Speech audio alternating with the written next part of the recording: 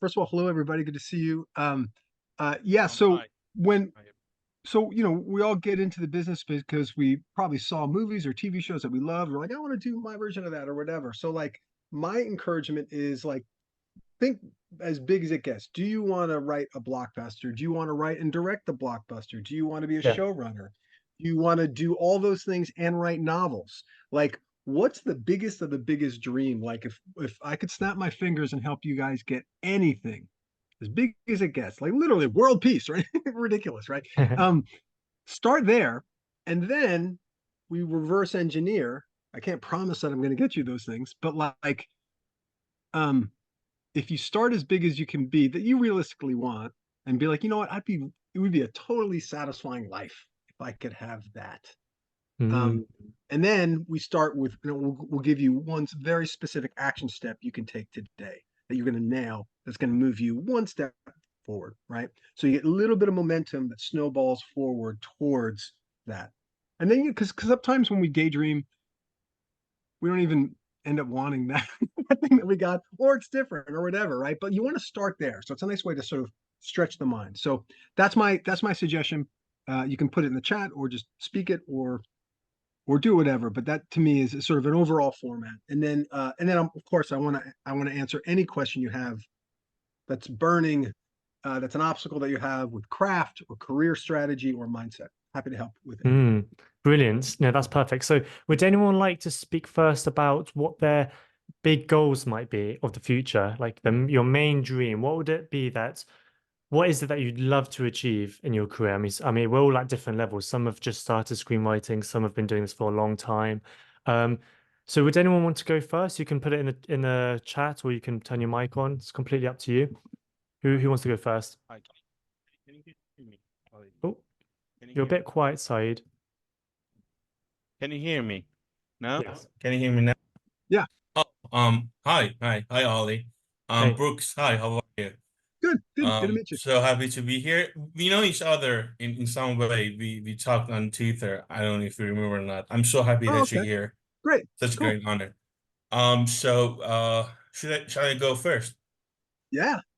Yeah, okay. So for me, my life dream goal is to become as good as a storyteller as I can be as a filmmaker, to write and direct, Good. um, to tell my stories, to tell them amazing, to as good as I can, as personal as I can, and of course commercial.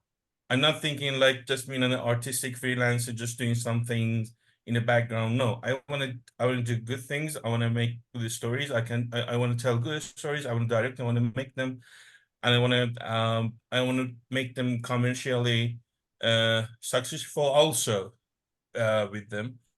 Um, this is actually what I want to do. This is like when I think about all this is what I want to get because uh, personally, I fell in love with movies, and it was so joyful for me. The films I watched all my life, and I'm watching right now.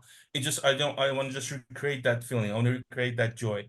So Yeah. when I made my first short film, as I tried to do what exactly you just told me, Brooks, I tried to engineer my path, and I found out that okay, short films is a good place to start.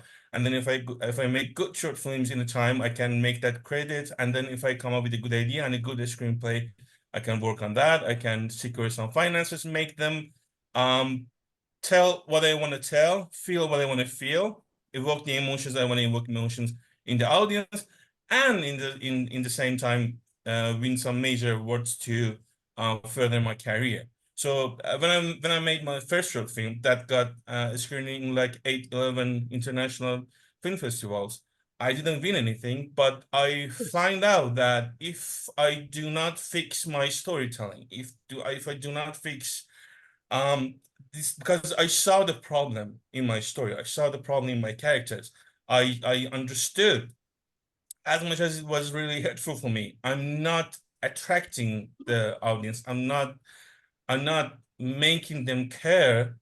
So um I have So I have first to fix this. I have first to fix my storytelling. so I need to know. let me jump in and give you a reflection of what I'm hearing so far. So, first of all, really great to hear you, my friend. I'm glad that we connected on Twitter. It's awesome. So, the first thing I heard you say was that you see your big dream as really being the best storyteller that you can be as a writer and director. So that's great. Yes. And so, one quick thought about that is congratulations, you're already there, right? Like we always are the best that we can be at any given time. And yes, we will get better and we have talk about how to get better, but I really, and I'm being playful, but like it's important, right? It's important that we really don't romanticize or put down wherever we are on our journey.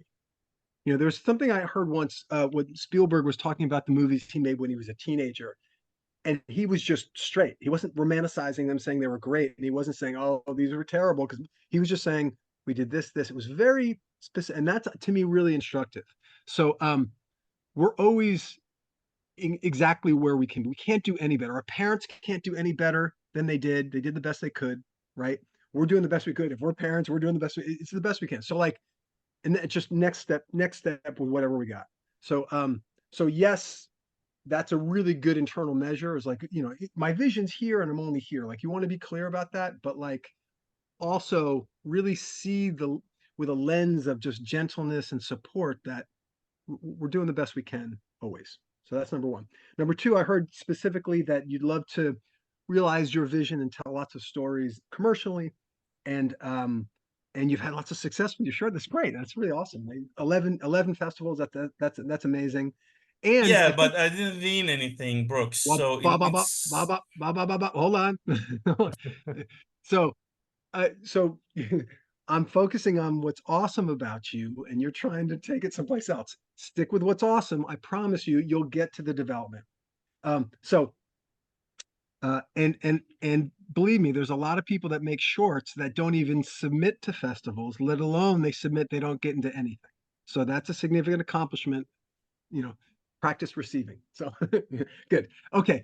Now, um, the probably the most powerful thing you said that's going to be instructive for everybody is you spoke to how part of the deepest thing that you the reason that you got into this is that when you saw your favorite films and shows, you loved them so much and there was so much passion and joy, and you want to create that sort of emotion and feeling in your people in the way you want to be part of this continuum of great storytellers. It's beautiful, right? I feel chills even speaking to that, right? Because that's really what it's all about. So yeah, so keep that as a North Star. Like and so what's so beautiful about that is here's you and here's your ideal audience. And what I really invite you to do is start thinking very innovatively about the easiest way for you to connect to your people. Yes, short films are one part of it. And yes, it takes time and practice to get, to start out and be, like a toddler, like when we're all young, infant, we have to toddle and then we fall down and we toddle, we fall down and then we finally kind of move up. So like same thing with any sort of significant skill. So there's going to be the falling down period, and that's just normal. Um, so, but at some point you're going to, if you don't stop, you will keep learning and you will get to the point where you do create stuff and you're creating emotions for those people. But here's the good news. Short films are really great. They're certainly easier and cheaper to make than features, but there's one step that's even more accessible and cheaper, and that's online content. Like create, there's like literally on your phone right now, you can create anything, fiction, nonfiction. Most of the stuff we see online is nonfiction, but there's significant examples like The Martian, right? The Martian was this guy blogging about what if I was stranded. I have a science mind, and what if I was stranded on Mars? Words, just words on the internet that eventually, but because he told an amazing story from a really fascinating point of view, and that's what we're talking about, point of view. His point of view as a scientist who thought about this stuff and the way that he tried to crack that problem. If I, as a scientist, was really stranded on Mars, I would do all these things, which was fascinating, right? Because I wouldn't have thought of those things. I'm not a scientist, right? I've even written about astronauts, but I have, but it was great. Dude, just him and the internet. That was it. And then it wasn't like he did it day one and then Ridley Scott picked it up day two. It was a couple years, but like zero. He didn't have to make a movie. He didn't have to make a short. He basically told a story with text online. So we have more power, more access than ever. You just have to get really good at the fundamentals, which is what is your perspective, Saeed? What do you love about your favorite films and shows? And what is that emotion? What is the most simple, streamlined way for you to evoke those emotions in your very specific target audience? Start doing it with tweets today, like, or an image today, or get an AI image creator today, like, free. So that's the best way to do it. You can build your audience first. There's somebody in my program, 3 million people online, has 3 million followers. How? Because he was took like a sketch comedy class. He was like, I can do that character, and he started doing the character. But here's what he did that was really fascinating for you guys. He did this character and whatever, and it was, but he saw comments about this character. And one comment was somebody who was like Gen X, and another comment was somebody that was millennial. And the way they were bickering at each other about his thing, he was like, oh, that's really interesting. The next content piece he did was him acting like he was a Gen Xer, and then one acting like he was a millennial, having that same conversation, and that blew up. And that's how it's brought. So play directly to your audience. They're here. We have access to billions of people right here for free. So internet changes everything. I really want to encourage you guys to you still have to be good, right? Like, he's not a slouch. He's really, really good at what he does. But like, there's nothing stopping us except us. So really just slow down and like get good at a couple simple things, amazing at character, amazing at story, amazing at whatever you like most about your favorites, and then allow that to be sculpted into some sort of story that feels most inspiring you to do. But yeah. So anyway, that's how. But so I guess the summary of what I said, and it was kind of a long thing, was that ultimately that feeling that you want to create in your audience.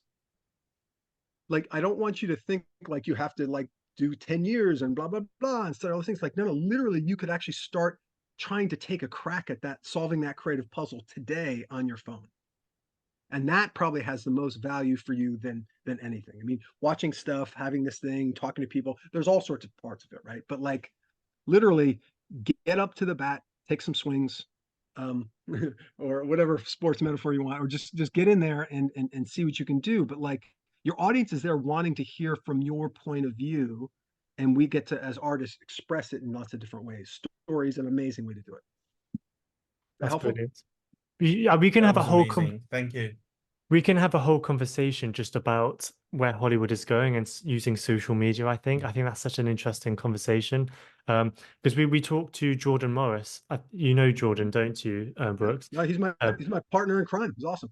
yeah, no, he is awesome, and he was saying the exact same thing about how much Hollywood is changing and more people should build a Yeah, following. prepaid audience. Yeah, when you have a following, Yeah, it becomes yeah. easier to get people in to watch your stuff, obviously. And like you said, Brooks, if you just frame it as there's literally billions of people on your phone ready to watch your stuff, like potential viewers, potential people, and you can get hold of them all for free because of social media. I think that's a great way to look at it for the future of filmmaking. Um, you know, Yeah, and if I can add one thing, that it can sound really overwhelming and scary and whatever, but like, yeah, we can create it be simple. Like, I don't want you to be like, oh no, I gotta create this content today and I gotta get a billion followers. No, no, like, just start with daydreaming. Like, huh, that's kind of interesting. I didn't realize I had that much power and that much access for free. What, and then here's what you can do. Go take a look at what other people are doing. Um, and go, oh, this person, like, there's a guy named Beluga on YouTube. You can look him up if you don't know him. Beluga. Dude's doing fiction content. He basically visualizes like Discord conversations. My favorite piece that he did is like 3 minutes. It's how to get the most liked video on YouTube. It's brilliant. 12 million views, guys. 12 wow. million views. He's made I don't know, $50,000, $100,000 on that clip. Do you see the difference about what he did, Saeed, and what you did with your short film? Right? So like, I'm sure it wasn't the first thing he did, right? In fact, I think he had some other channel, and who knows, whatever. You can look about how he did what he did because he was one of the fastest growing channels ever. But it's a whole new world where you really have your audience and you just your own, you get to pick the box, you get to pick the style. You can do sound only, text only, video, you can do whatever you want. And Mm, the game is get in there and play around. So watch what Beluga's doing. Go, I like this, I don't like that. And dude, I promise you, he's doing stuff with like intermediate, maybe slightly advanced intermediate editing skills. His storytelling is very good. They're mm, very distinct characters. It feels his sounds are great. I mean, he's really good at what he's doing, but it's not that sophisticated. It's funny. He's a good writer, good characters, 3 minutes, millions of views, and like real money in his pocket just from YouTube ads alone. Not to mention, I'm sure there's people in Hollywood that found him that were like, oh, we want you to maybe try writing in our TV show or whatever, right? Because yeah. once you have an audience, like Ollie was saying, it opens up all sorts of opportunities. Because and here's why. So here's another thing. Most writers I speak to, they're like, "Oh, I love writing. This is great, whatever." But they're like in the lemonade stand game, and they never get out of the kitchen. They've mixed up their lemonade. They're like, "I love this lemonade," and sometimes I show it to my mom, and she likes it too. And I'm like, "Great, go out." And they're like, "I need an agent. Like, I've got this really good lemonade. If I just had an agent, then I could have this." No, no, no. Go out to the sidewalk and like see if the public likes your lemonade. Oh, I can't. I'm an artist. I just make the lemonade. I can't like sell it. I'm not a whore. I'm like no, get out No. there and let them enjoy your lemonade. It might be really good. And here's the thing about getting representation. Once you take your lemonade out to the sidewalk, you're not ready for an agent yet. They can't help you.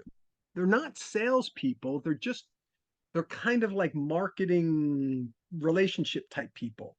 Once your lemonade is effing good and you have lines down the block because they go, Saeed makes the best effing lemonade. It's so amazing. And there's lines down the block. Now what's going to happen? The agent is going to come to you, Saeed, and go, dude, I see those people down the block. I know it's because your lemonade. Now let me tell you, now I know somebody that lives the neighborhood over here. I want to get your lemonade over here, and now we're going to do this deal, and I'm only going to take 10%, and now it's worth. You see how that works? But most writers are like, oh, Hollywood sucks. They don't see my genius, and I'm like, you haven't even gotten out of the kitchen with your lemonade, let alone gotten to the sidewalk, let alone have lines down the block. You see how that works? You got to prove that you've got to create those feelings in the people, and then Hollywood's going to be all over you. The guy from my client who's got 3 million followers online, audition on Saturday Night Live, production companies all over him. Why? Because he gave him 3 million reasons. And what's great about what he's doing is he doesn't even need Hollywood. He wants to do it because he likes it. He came to my program and I showed him how to take his talent for 30 seconds and develop it into a traditional TV sitcom. But like and that's part of his trajectory, and he's got other things that he's writing, but he's not dependent on them. He's not needy. You look at Mr. Beast, he's not like, you know, he's like Hollywood Schmollywood. Like, he makes more than Tom Cruise. They're more famous So than like these Hollywood stars now, aren't they? These YouTubers, some of I'm, them. it's a whole new world. And Yeah. so the idea is, if you, Saeed, like everybody that I've known, because I got into the business in the early 90s before the internet. Um, but it's the same dream. It was like we love those movies. We love the way we feel when we see those movies or shows. I want to be part of the whole thing, you know. And so, but with the internet, is like, oh, you get to cut out all sorts of middlemen, and you get to go directly to the people. You just have to basically, get your courage up and know that it's going to take a bunch of iteration. And like, who cares? Like, who cares? Like, believe me, I made a movie when I was 22 years old, and I spent $65,000 on it, and it was great, a great experience. But like, spent all this time making it, spent that money, did all this stuff, and then took it around. It took years to try to find an audience, and I showed it in New York City in an off Broadway space for like 30 days. It was a great experience, but like everything was backwards. Like, I didn't even know if there was an audience for it. I knew I liked the idea. I co-wrote it with a friend. He liked the idea, And I actually remember I was 22. People, if I got notes that I didn't like, I was like, "Ah, they're effing jealous. Forget that." Let's go forward. Like, but like the whole thing was it's back, and you don't have to do that anymore. Literally, you can build your audience first. You can find your ideal customer first, start serving them for free, and once you create that emotion, build up from there, and then reverse engineer to whatever scale size you want. Game changer. And almost nobody's thinking about this, right? So Mm. that's why it's exciting for me. I feel motivated now. This is brilliant. I hope this is encouraging you guys. You feel like there is a chance you guys can do it. It's in your hands now. You're not relying on the Hollywood studios to scout you. You can go out there first. So you don't need the middleman, essentially. That's Um, right. And yeah, and they will come to you once you guys prove that you yeah, can, create emotions for people. exactly. Does anyone want Thanks, to go in? Rich. That was really insightful. Thank you. It was Sure. great. You're welcome. Would anyone else here like to speak next about their goals, about what they want to achieve, or if they have a specific question based on what we were saying? Um, or if you want to use the So, I do see a question in the chat about oh yeah, streaming platforms or studios. I mean, I mean, uh, I don't know how to answer that. Like, that's the last thing I think about. I mean, um, like I can't like. I mean, first of all, Netflix is so generic. Like, there's no brand to Netflix. I mean, they have such a wide variety of content. Same thing with Paramount or Warner Brothers or whatever. No, they never. There's only a very subtle kind of difference between. There would be a series of, obviously Disney has a little bit more of a brand, but like when you get to like the production company level, like Blumhouse, yeah, they do mostly horror, right? Um, and like back in the 90s, you had Miramax doing mostly specialty films. Now you have A24 doing specialty films, right? Like, but other than that, you're not, but even if that was your heart, that's like, I love A24. I see everything that comes out of that, those guys, but like, you're not even, again, you're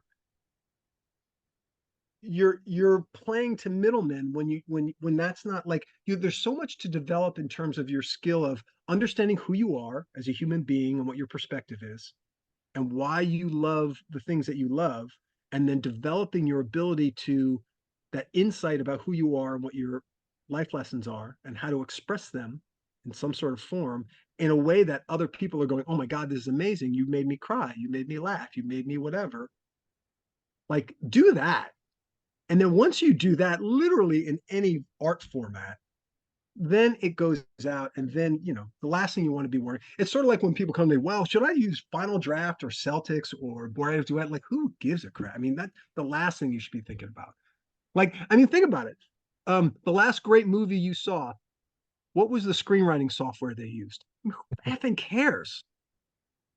Okay, I hear directors would say too, this camera, that lens, all that stuff. It's like it's not significant. That like it matters in a certain point in a certain process. Yeah, I get it, but like if you're spending like focus here. Here's an example for anybody uh for soccer. I call it soccer. You guys football or whatever. football. Okay, there you go, football. So if you look at the highlights for any sport, you also often see the flashy moves, right? And with football, it's the step overs or this or that or whatever. But I saw a really interesting statistic um, from this YouTuber who was like, he analyzed like the actual moves to sort of take a ball past the other guy in soccer, right? 95% of the time it was basically change in direction or change in speed or both. That's it. Not the super fancy flashy stuff that you see, right? Why is that? Because guys, it's the fundamentals. The fundamentals are there for not because I say they're important. I'm saying like this is what's already proven to work for so many people. And when you look at anybody doing anything at the highest level, they're really just crushing the fundamentals.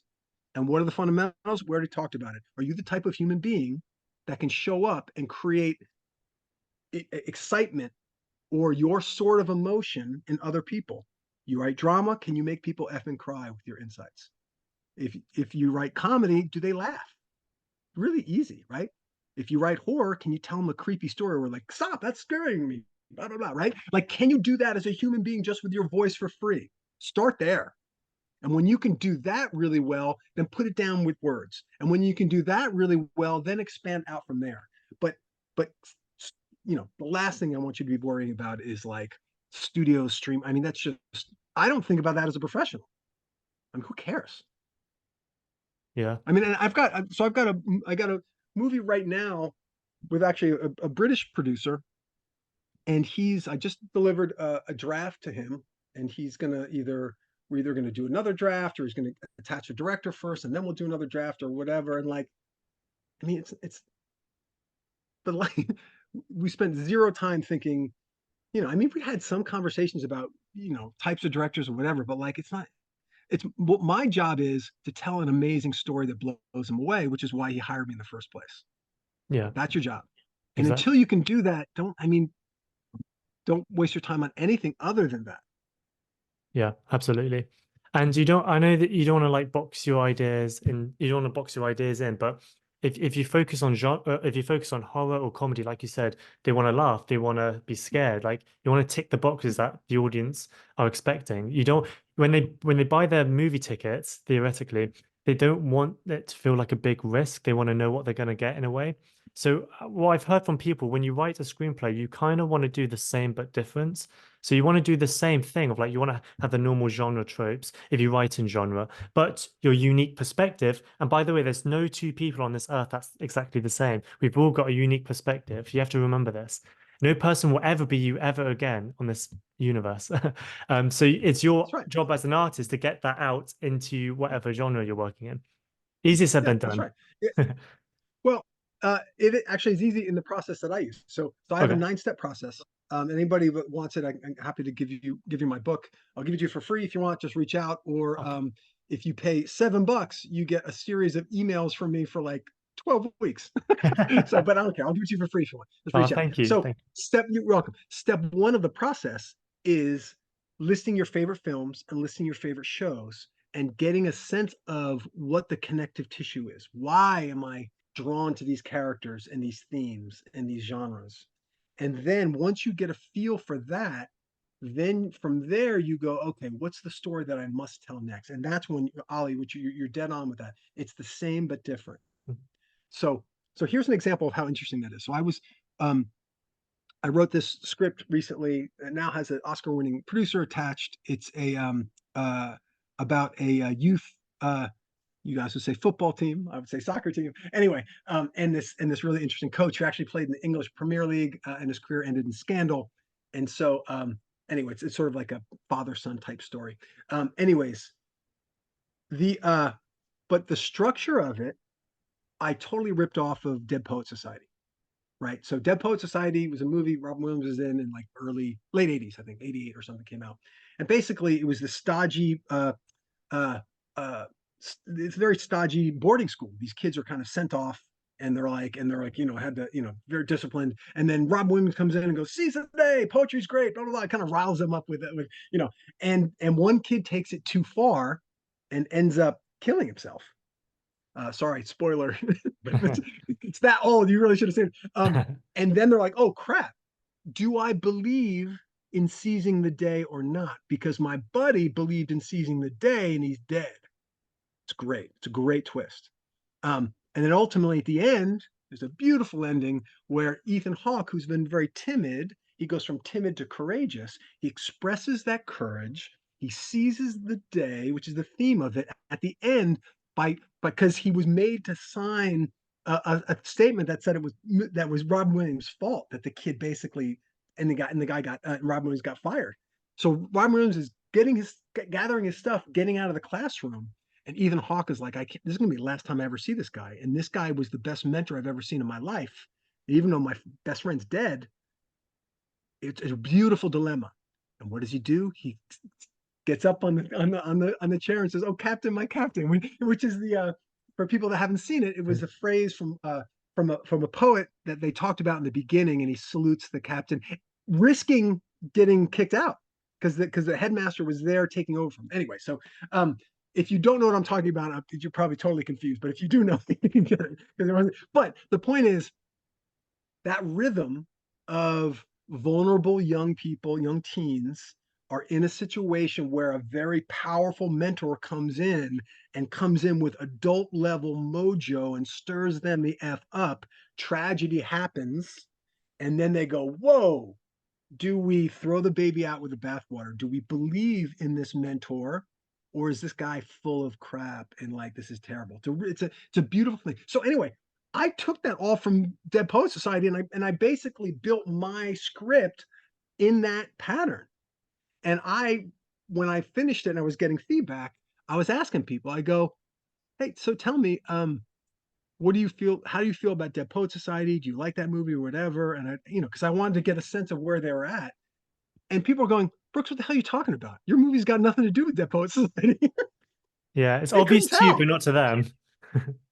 They couldn't tell, right? It was the same underlying pattern, but all the characters, the setting, everything's different because it was my unique perspective and my love of football and all these different things. So, and the results speak for themselves. There's Oscar-winning producer attached. So that's how you do it. You figure out exactly what you love.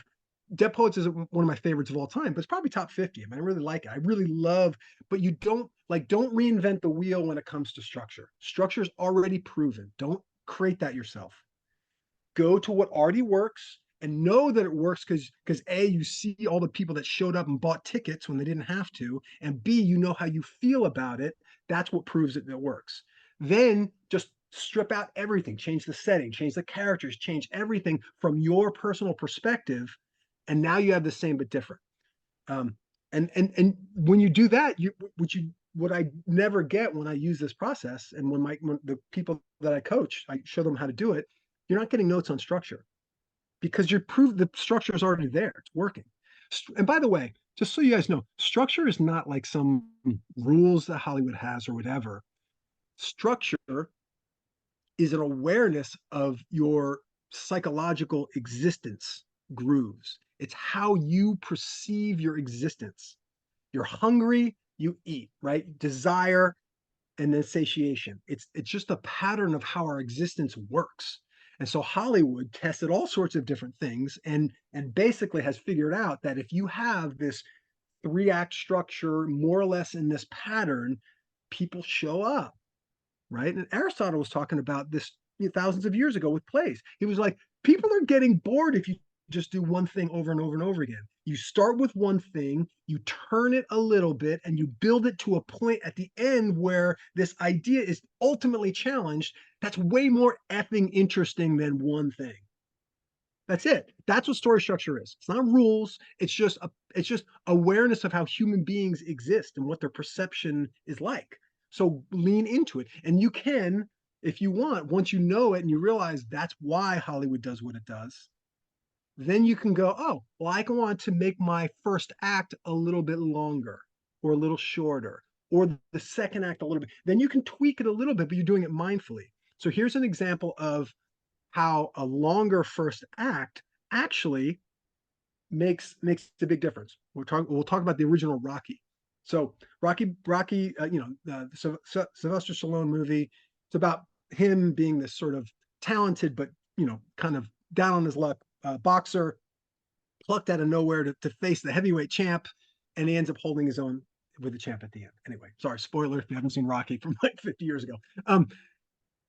The first act is long. And granted, it was the 70s, so things were a little bit longer there. But like, here's what happens. It's really interesting. Um,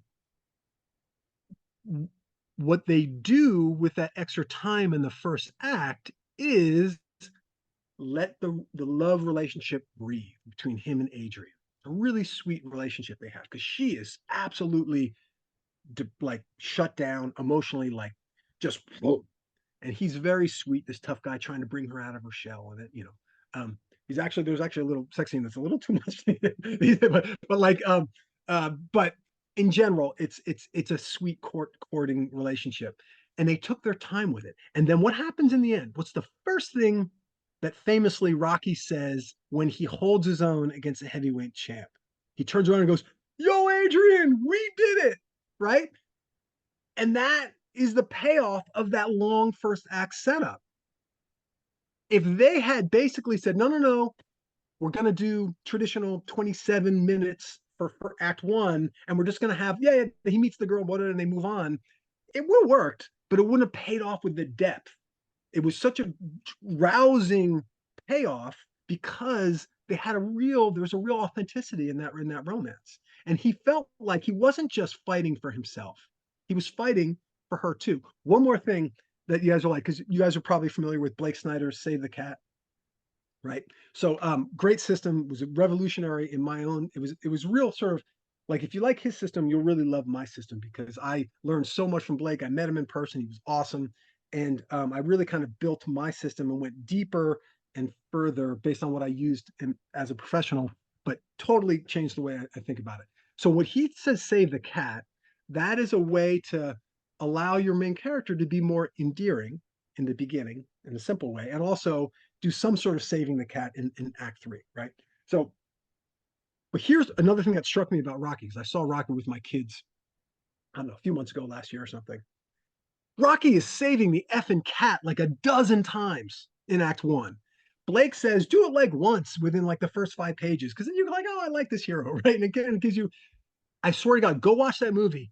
Rock every effing scene in Act One. He's saving this cat, that cat, the other cat. Like he's supposed to work some guy over and like break his knuckles, and he lets the guy go. So he sees a homeless guy in the street, picks him up on his shoulder, brings him inside, goes to the bar. Some guy's like, I don't have money, buys the guy a drink. Like every effing scene, he's saving the cat, and it's not forced at all.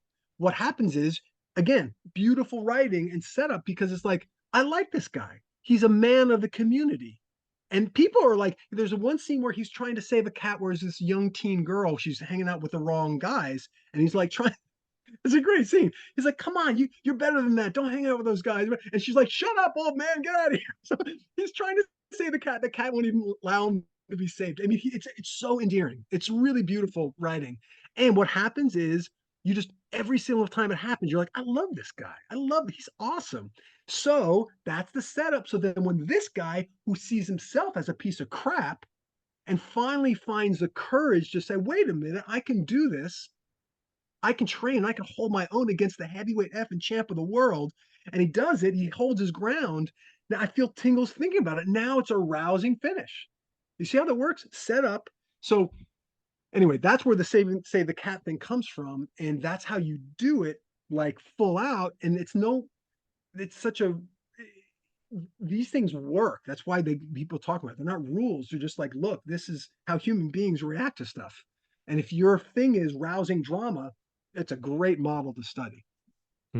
That's a great point. It's almost embedded in us as humans. It's almost the typical three-act structure. It's like we just know how it works, because probably based on the stories we've watched unconsciously, we kind of, I think, naturally know about it. It's more than that. This call right now has a beginning, a middle, and an end to it, Yeah, it's just right? there, The isn't it? beginning was, we don't know each other. We're kind of getting a sense, oh, I get this guy, whatever, blah, blah, blah. The middle is, we get into some stuff. And hopefully, if we're in a good, at the end, there's going to be kind of a rousing finish, right? Yeah. There's the beginning, middle, and end to the day. There's a beginning, middle, and end to eating a hamburger. It's the way we perceive something. And certainly all stories, if they lean into it, there's a great tradition in European cinema where it's very subtle. There's kind of like a beginning and an end. It doesn't really go, right? And that's okay, and it's because they're just like, no, I just like the authenticity or the whatever, and that can be fine. But Yeah. Hollywood does what Hollywood does, because it really leans into the differences of beginning, middle. I think European cinema is usually more character studies, slower, but typically, not maybe so much now, but more character studies, focusing on the characters, so it's more subtle, the three-act structure. Whereas Hollywood is That's right.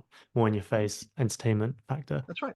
Yeah. That's right. And one of the things because I was teaching at UCLA Extension for a while, and oftentimes I would have 90% of the students in those classes, even though UCLA is in Los Angeles, were from other parts of the world. So I'd always ask them, I go, in your country, what's the split of like American stuff versus non-American? And what was interesting is, almost everywhere from China, Japan, Australia, everywhere, was like 50% Hollywood, if not more, and then 50% kind of local, their country or kind of other. It's interesting. So it was like, I was surprised, because I knew, because so like most of when I was talking to somebody from Turkey or here or wherever, they're like, oh no, I know what goes on in America. We see their movies and shows. Like, really?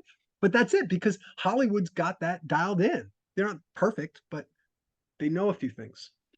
Mm, that's brilliant.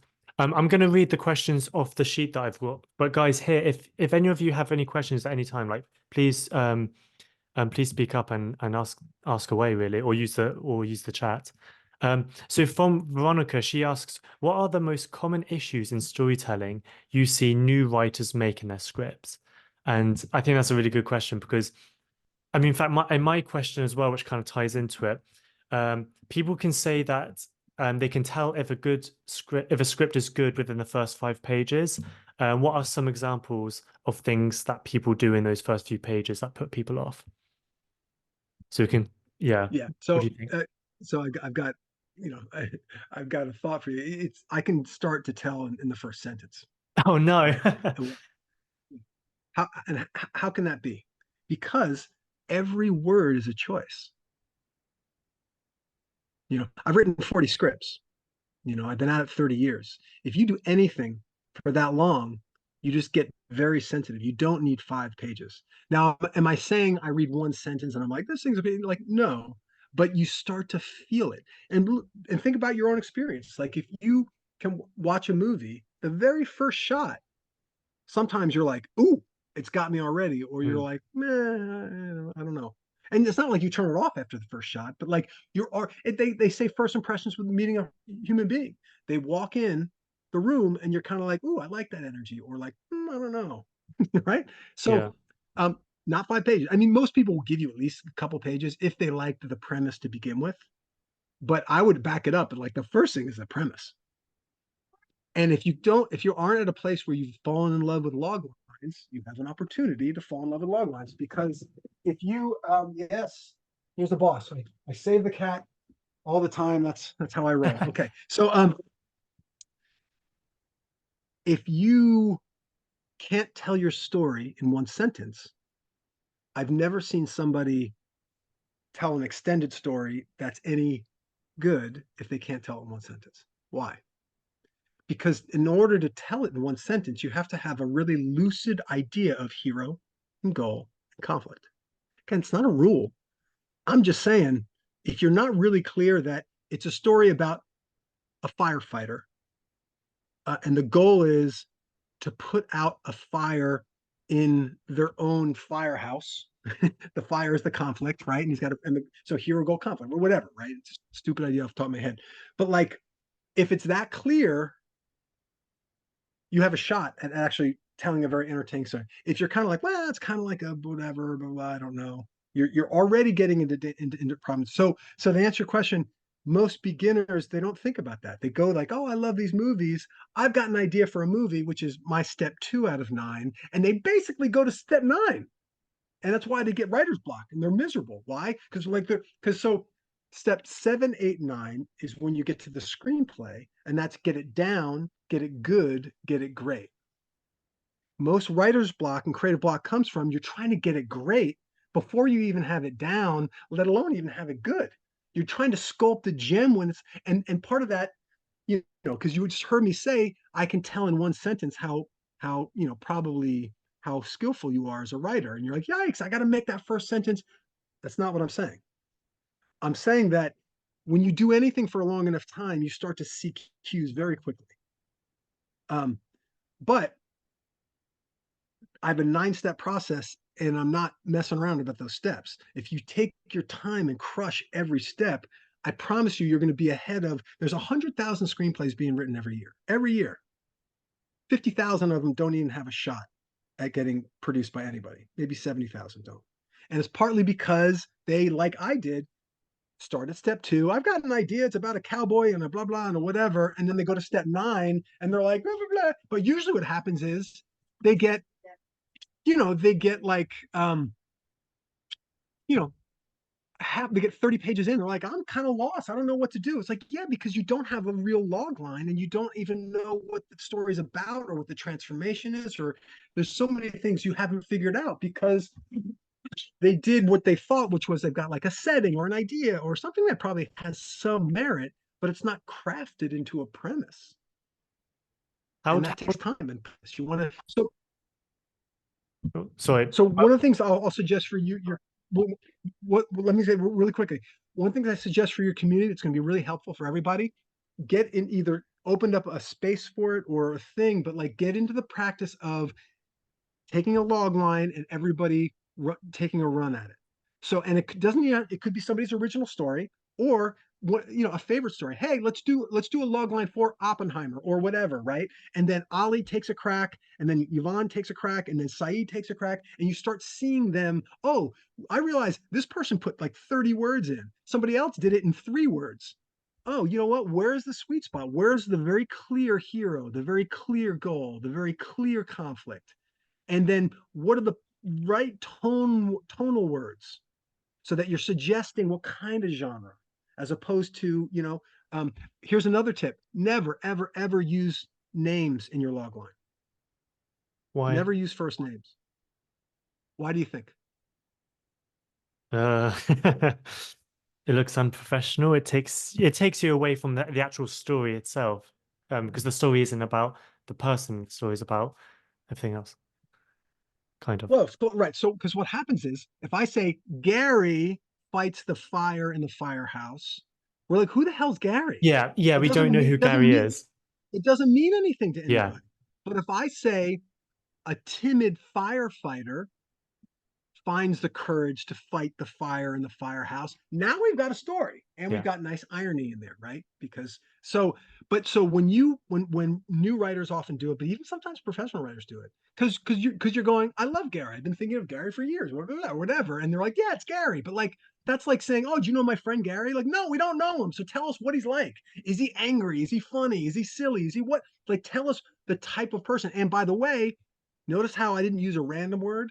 I used a timid firefighter finds courage, right? Because that transformation from vice to virtue is what makes good transformation and good story, right? So it's not just like, oh, he's a he's a quirky firefighter with an eye patch. Like, who gives like why? Why? That's That's not fun. like that's yeah, it's not that's nothing. And you tell the story about the vice to virtue that comes from your life. Like, for me, I dealt with abandonment stuff. My dad wasn't around in the way that I wanted to, and he died when I was pretty young. And the way I dealt with that was really primal for me. And so when I tell stories that have some sort of metaphorical equivalent, that's why when I told you about that football story, and there's a coach and there's a boy, I'm telling that's about me and my dad. And so I didn't say it was about me and my dad, but you guys probably felt it, and people that read it feel it because that's how vulnerable it is, and that's how like embarrassing it is in a sense because it's that vulnerable.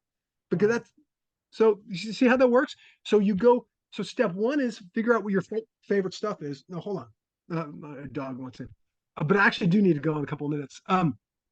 Step one is figure out what your favorite stuff is, and then start to think about why it's your favorite stuff and like what are your life lessons, what are your biggest challenges that you've overcome. And then step two, when you actually start really building your premise, that's when you make sure it comes from a really personal place in you. Like, what's your perspective on life? What do you have to offer? And that takes time to kind of figure it out. Talk to friends, be in a group like this. It's great because then you can sort of help each other out. Yeah. That's amazing. Thank you so much. Does anyone have any questions that they wanted to ask Brooks? Did you have to finish at 6, Brooks? Is that okay? Uh, I actually have to finish a couple minutes before, but here's what we Okay. do. I can do one more question Okay. live, and then just you guys can reach out and email me either through Ollie or whatever. I'm happy to answer questions afterwards. I don't want to cut you off just because I have a commitment in a couple minutes. No, that's fine. Thank you so much for your time anyway. Yeah, any last questions here, guys, from any of you? Or Saeed, did you have anything else? Or shall I read one from the sheets? It's up to you. Yeah, I was thinking, Ollie, maybe from the rest of the questions, maybe you can choose one of them that seems more relevant or newer than the others, maybe to Okay. Yeah, to sure. use these last seconds. Yeah.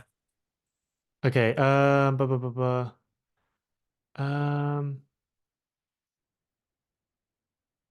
there's loads. Okay, so Aisha said, what documents should I prepare alongside the script while selling it? Apart from the logline and synopsis, what other things do you need when Yeah, you're trying to sell your script? it